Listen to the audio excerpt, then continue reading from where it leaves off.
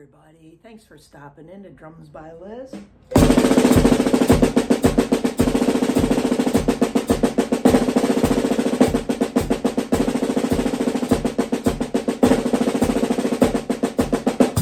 Okay, so we're playing around with a roll. At first, I'm going to keep it pretty basic with the foot pattern where they're together, okay? And we're just playing it as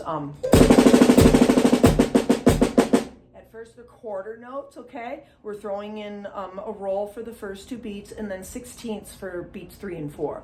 So it'll be like 1 E and a 1 E and a 2 E and a 2 E and a 3 E and a 4 E and a 1 E and a 1 E and a 2 E and a 2 E and a 3 E and a 4 E and a, right? A lot to say. So in the feet are 1 E and a 1 E and a 2 E and a 2 E and a 3 E and a 4 E and a.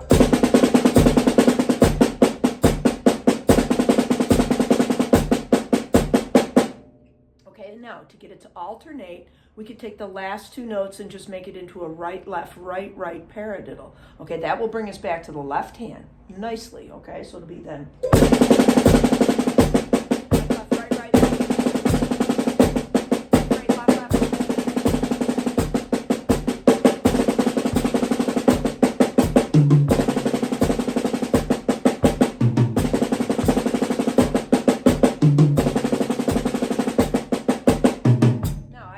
Notes up to the tom so you can see, oh, that's going to help me alternate, right? You know, if I do the last two on the double right, oh, I'm coming back into my rolling on the left, okay? And vice versa. Okay, so now let's flip around the feet a little bit, make you have to coordinate, okay? So rather than 1 E and a 2 E and a kind of thing, okay, I'd like you to now go like 1 and 2 and 3 and 4 and 1 E and a 1 E and a 2 E and a 2 E and a 3 E and a 4 E and a. Okay, so get your mind wrapped around that counting, right? 1 E and a 1 E and a 2 E and a 2 E and a 3 E and a 4 E and a.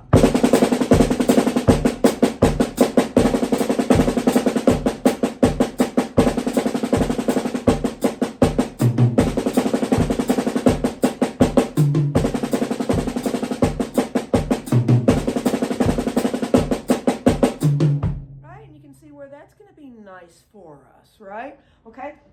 It's a little bit more complex because now we're keeping time putting the ands on the hi-hat. So then it's this nice pattern. Remember, proper way to play the hi-hat, right?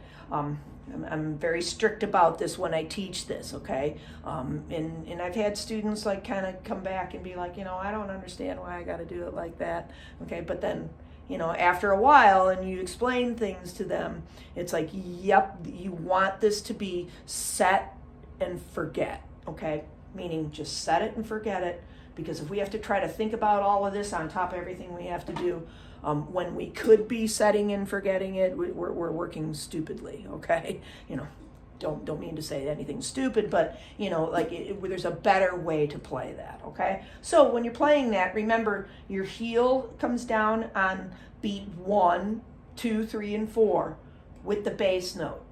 Then, so on my left side, on my foot here, it's going to be going like heel, toe, and the toe then plays by itself, obviously. So we got the heel note with the bass note, yep, as you're playing. So my left foot is doing this right now, dropping to the heel, and then playing that and, okay? So then we have to put it against that. So what would it be? It'd be like 1 and a 1 and a 2 and a 2 and a.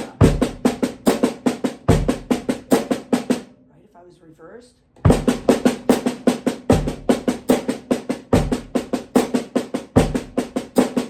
So, you know, don't be afraid to single this stuff out and just work on that, right? You know, it's hard enough having limb separation, you know, and this is what we're doing, right? On top of playing rudimental stuff, you know, learning how to change it up, you know, alternate it, you know, doing the doubles at the end, you're also coordinating yourself in this other beautiful way, right? You know, hey, can I make all of this happen? Can I have good limb separation when I play? You know, be able to set something with my feet and play something on top of it.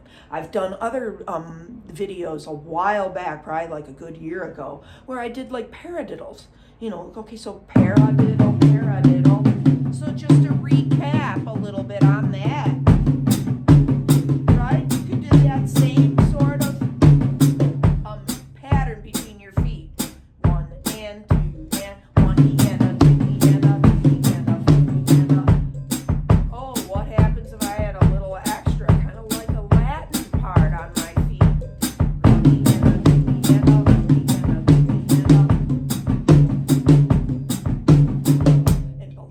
practice this stuff, you're going to be so coordinated, right? Getting all of that nice. Then when you come in, oh, I got to play some Latin stuff, you know.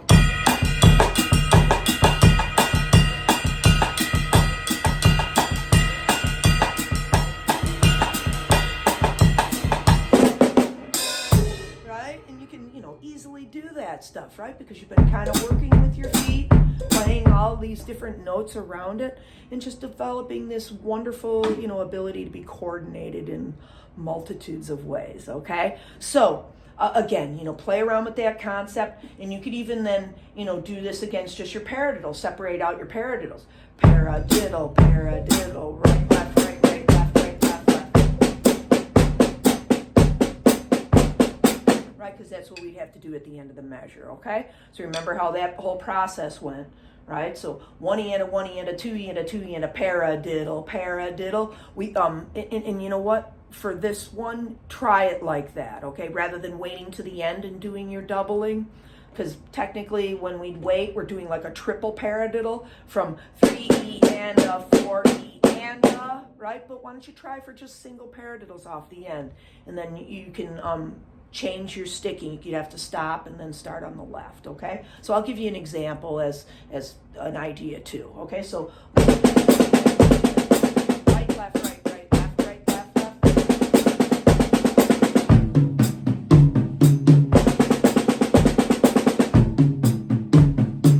I delete left.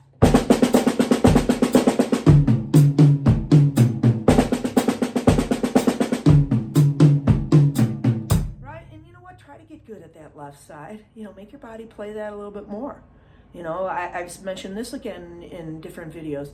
Like, I used to practice twice as hard on any left thing that I'd have to work out than I would on my right hand, you know, because it's such a right-handed world. I do everything with my right hand, you know, and again, get a tennis ball, get a frisbee, get a football, start throwing it left-handed, okay? And be patient with yourself. Do some things with your left foot. You know, get on a basketball, back and forth, do figure eights in between your legs, stuff like that. You know, make this left side get coordinated. Get a hacky sack, start playing hacky sack with your left foot. You know, and at first, yeah, it's uncoordinated, right? You know, but you'd be surprised how our body has this ability to do things, and every time it's trying to make it easier and better for us, okay? And this is what I say to students all the time. You know, do your practicing, and if you're diligent about it, you don't rush through anything. You kind of think through things. You zero down into what's the difficult part for you, and you just work through stuff. Everything just will happen in a nice way for you, okay? Just don't rush yourself. Be patient with yourself learning all this, because it is complex, right? You know, and then, yeah, use your sports to help your drumming, and your drumming helps your sports, okay? So have fun with that snare exercise. Most people have been kind of digging the snare stuff, so I've been doing a little bit more of that lately. And yeah, beautify your roll. You know, make sure that it's militant sounding. Should sound like a machine gun firing, right? Okay, nice and smooth, nice and even. And again, work on that non-dominant side, okay? And we will be all good.